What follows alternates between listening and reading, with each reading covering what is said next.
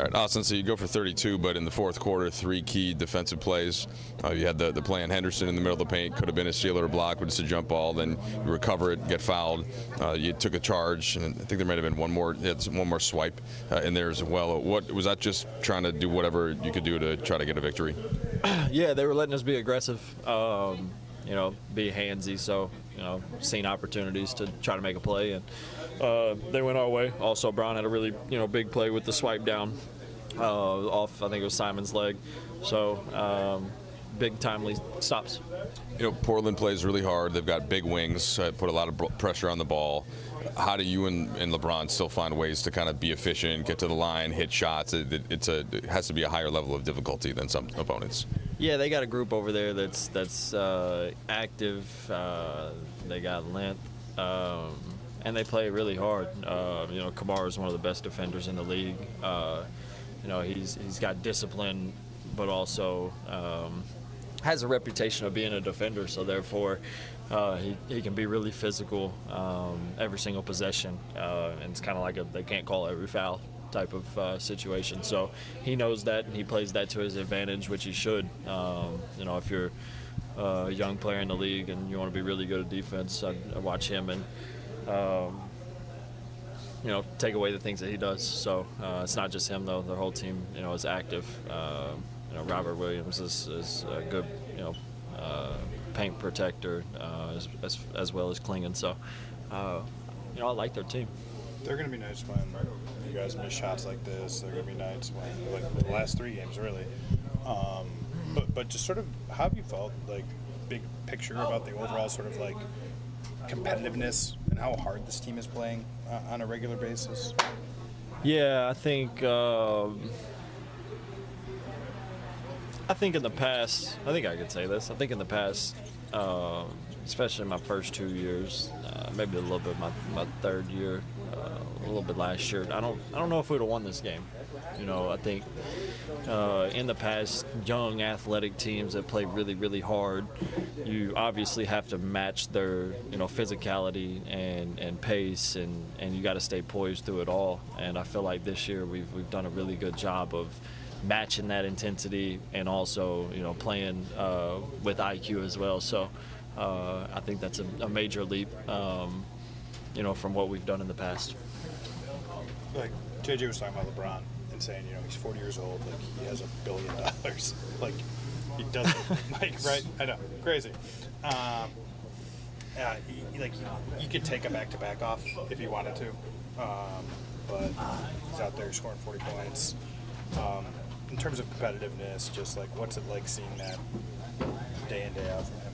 Yeah, I mean, when we met on the 18th, I think we played the 19th. Yeah, when we had practice on the 18th after practice, because I don't know if I'd talked to him throughout the whole break, and obviously he's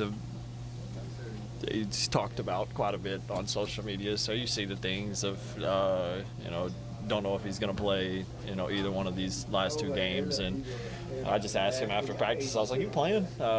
Just piqued my curiosity. And he was like, yeah, I'm playing both. So I was like, hell yeah. Just to have him out there, his approach to the game, like you said, he really don't have anything else to prove. And if people say he does, then they're Jordan fans. So I don't know. It's very impressive, just to see his routine. He was in here before the game. Him and Mikey was, putting in the work.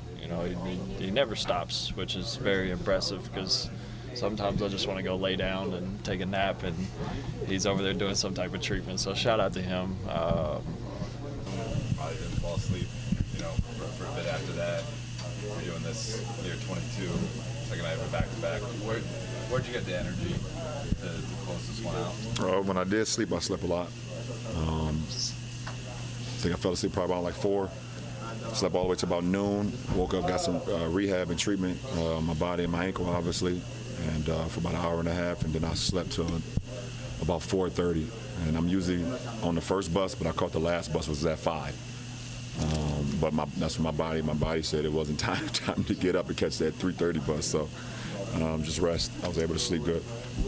Not to follow up too specifically on sleep, but like a lot of people struggle to fall asleep. You put forth a tremendous amount of physical energy. Like, is it easy for you to fall asleep? Are there certain things that you do to when you know you need an extra little bit? I mean, every night has its own challenges, and obviously, especially for back-to-back. But I have some methods on how I'm able to go to sleep. Save that for the book. Or? Yeah, for sure. That's not for everybody. That's not for everybody. Just wine. No, not this trip. Why? JJ talked about this a little bit, and Dave asked, why are you still doing this? Like, you're 40 years old, you made a lot of money in this league. Like, why? Because I still love the game, and I still got a lot to give to the game, give to my teammates, give to this league. For why I'm here, I don't have much time left. So, while I'm here and to the end of time, I'm going to try to give what I got when I'm out on the floor. So why? It's just the love of the game. And also have the opportunity now to be able to show my son to the ranks of how to be a professional, what this league is all about, and be along him every single day. That's a treat, unless he's with the South Bay, which is actually, I think, going back for the game tomorrow. I think they have a game. On nights like tonight when three balls not falling, they're picking up full court, a lot of physicality. Like, how gratifying is it for this team in particular to handle that and with poise? I mean, it's very gratifying, especially you're going against a team with a full. I mean, they had their full roster tonight, and obviously we was shorthanded. Obviously, when our big guns not being out. So for us to be able to pick up in Luka's absence and all of us kind of chime in, and obviously AR, being AR tonight, and even some of the guys that it's not I'm accustomed to playing always with us. You had Goody who came in and gave us great minutes. You had Trey came in and gave us great minutes as well. And that's just next man up, and we needed that from those guys. Those guys play, in the South Bay games, and they're able to come up here and make an impact. And we needed that tonight, especially, being shorthanded. You guys were up 18 early. Like, maybe in a perfect world, you never feel the pressure of it becoming a 1 or 2 possession game. But what's the value of, you mentioned that, the different contributors, AR making some gutty plays on defense, a tip in from Doe, like, to win on the road a tight game for a group that's still getting to know one another. Yeah, I mean, it's big time. I mean, I think Coach said it before the game. Before they 2-game losing streak to Denver, I think they was 9-1. Before that, in their last 13, they're like 9-3. They one of the best records in the Western Conference. So they've been playing extremely well, and they played extremely well tonight. After we got up big, so we knew we weren't gonna.